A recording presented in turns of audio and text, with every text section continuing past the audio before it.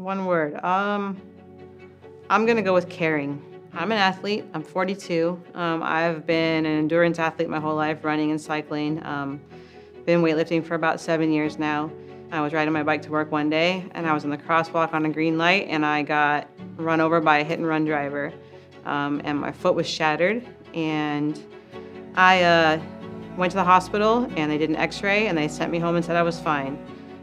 2 days later, I was in a serious amount of pain. I went back to the hospital. They did an X-ray again and sent me home and said I was fine. Monday morning, went to get in my car to try to drive to work, and I couldn't move my foot. So now I'm probably about 4 weeks into this injury, and they're telling me to give it time. It's not healing. It's painful. I'm on crutches. So 7 weeks after my accident, I saw a foot doctor, and he said, you need to go get an MRI immediately today.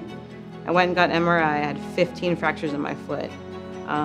And they called me back and said, can you come do surgery tomorrow? At that point, the surgeon said that he wasn't sure if the surgery would work on my foot because my bone was so softened by sitting in that shattered state for 7 weeks. I was told that I probably didn't have a very good chance of running again. That's where I met Ron. Actually, the way that I met Ron was I was on Facebook. I was having some really bad, right before my surgery, I was having some really bad shooting pains up and down my leg. And so I went on a Facebook group and just like, anybody know about nerve pain? Like, what is going on? My foot feels like, my foot and my lower leg feel like they're on fire, and I'm terrified.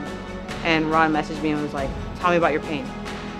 And I told him about my pain. He's like, tell me about your injury. I told him about my injury. Tell me about your accident. And we messaged back and forth probably like 30 messages. And he's like, I'm a physical therapist. Let me help you. And I was like, okay, let's go.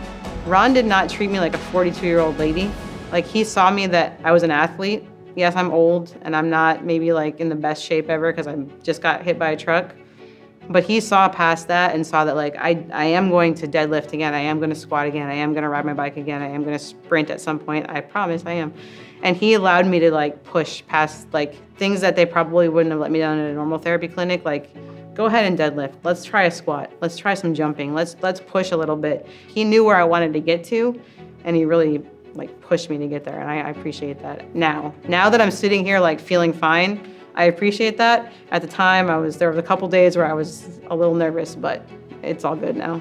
When my accident happened was also a really low time for me personally in my life, and I was probably very depressed, and I might cry.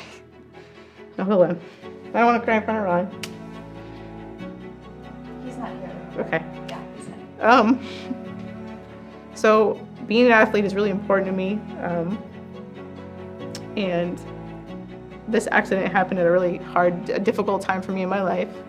I wasn't sure I was going to get through it because this is who I am. This is what I do.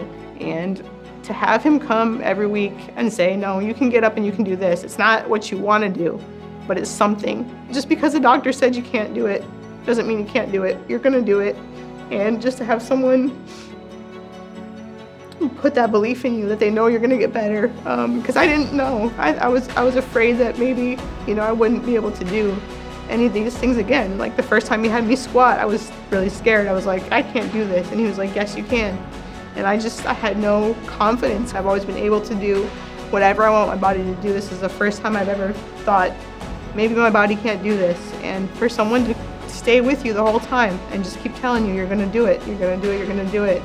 And to see you through to the end is just really, if I wouldn't have had that, I don't know. It would have been really miserable for me. So I'm very thankful for what you guys did for me. My name is Megan Martin. I moved because I feel like that's what God made me to do.